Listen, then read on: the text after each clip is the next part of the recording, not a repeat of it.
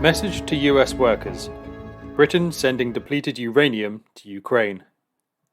The imperialists can seem incredibly powerful, but in fact, their dominance is declining, and their rule is showing signs of senility and decay. Living in the belly of the beast gives a particular significance to the struggles of both British and US workers against imperialism and for socialism. The following greeting was delivered on behalf of our party by Comrade Jyoti Brar to the recent Summit Against Hypocrisy, organised in Washington, D.C. by the Centre for Political Innovation. Comrades, I bring greetings from the Communists of Britain and thanks for inviting us to attend your summit.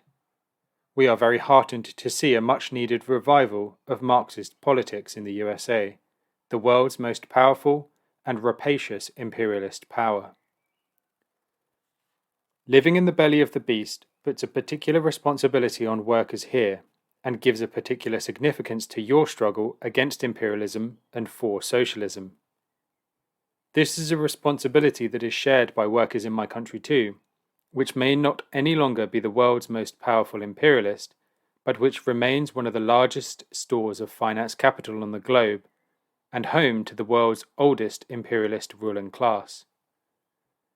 We share with you the difficulties that come with struggling to unite workers who have been bribed for generations into accepting their place as wage slaves within the capitalist system.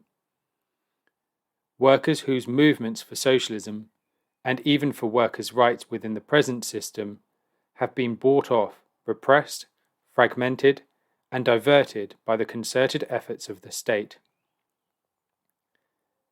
In both our countries, we have seen how workers' demands have been co-opted by our rulers, so that it is now the ruling class that has the effrontery to lecture the poor about respect and equality, even as it enforces its regime of extreme and growing inequality onto the backs of the poor.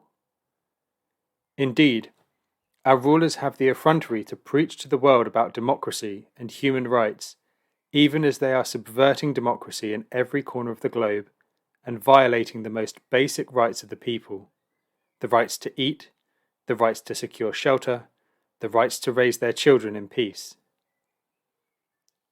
Right now, our rulers are engaged in a criminal proxy war of aggression that is aimed at destroying the independence and sovereignty of Russia. Such a war is internationally recognized as the highest crime against humanity.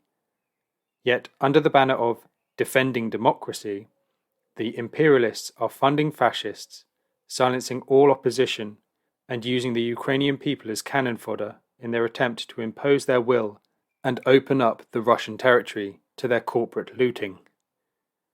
My own government is at this moment preparing to send depleted uranium rounds to Ukraine, weapons that will not only destroy tanks and soldiers, but will poison the land, air, and water and blight the lives of generations to come. Let us never forget, however, that the very need that our rulers feel to talk about human rights, democracy and freedom, the very fact that they have to admit that there is no justification for sexism, no justification for racism, is itself a retreat that was forced on them by the October Revolution, that earth-shattering and epoch-defining event which opened up the era in which we now live, the era of socialist revolution. Since 1917, our rulers have been living on borrowed time, and their system has been on an increasingly shaky footing. October proved to the world that women can play an equal part in social and political life when the material conditions are created for their liberation. October proved to the world that peoples can live in harmony when the material conditions for a decent life are created by and provided to all. The October Revolution forced our rulers onto the back foot, and they have never really been off it, despite their temporary crowing over the counter-revolution that brought down the USSR. Today, Workers everywhere are once more having to learn the hard lesson that the continued existence of the global capitalist imperialist system can bring them nothing but poverty and war. As the world's banks teeter once more on the verge of a systemic collapse, as the world's people suffer the results of inflation that has been created by the attempts to solve previous crises through money printing, as more and more peoples in the world are threatened by the outbreak of the war that the imperialists hope will save their system and their dominance. It is only the communists who can truly explain what is happening and help workers find their way out of the mists of darkness. Comrades, the present may seem dark, the forces ranged against us may seem overwhelming, but there is a bright future awaiting us on the other side of the coming battles. And our enemies have a weakness that is eating them from the inside: the inherent contradictions of capitalism, contradictions that are driving the development of the forces that will destroy their system and bring down their rule. We, the conscious element of those forces, must do everything in our power to make sure that the end of this parasitic system comes sooner rather than later. Humanity demands this of us.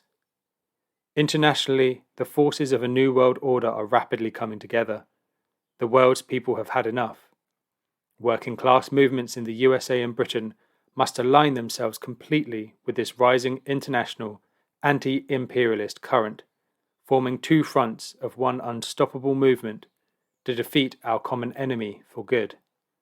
We wish you every success with this weekend summit and in your important work of mobilizing workers in the USA against imperialism. The future belongs to socialism.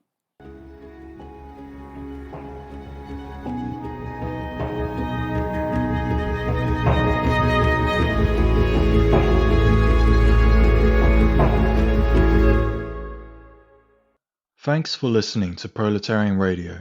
We aim to bring you the best Marxist analysis on current affairs, revolutionary history, and theory. Do like, comment, subscribe, and share our content to help us reach the widest possible audience. We are a small organization with limited resources, and we need workers' support if we are to grow and fulfill our mission. If you are able to make a one-off or regular donation, no matter how small, please visit our website at thecommunists.org and register as a supporter.